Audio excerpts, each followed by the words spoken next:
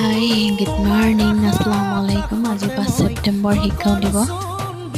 আজি আমাৰ শিক্ষাৰ্থীসকলে ধুনীয়াকৈ শিক্ষক দিৱস পালন কৰিছে আৰু তেওঁলোকে আমালৈ বুলি শ্ৰদ্ধা মৰম ভক্তি সন্মান জনাইছে, যাতে আমি তেওঁলোকে এই সন্মান জনোৱা ভক্তি জনোৱা বা আমালৈ দিয়া মৰমখিনি তাৰ প্ৰতিদান হিচাপে আমি ভালদৰে শিক্ষাদান কৰিব পাৰোঁ, তাকে চেষ্টা কৰিম। গতিকে আজিলৈ ইমানেই।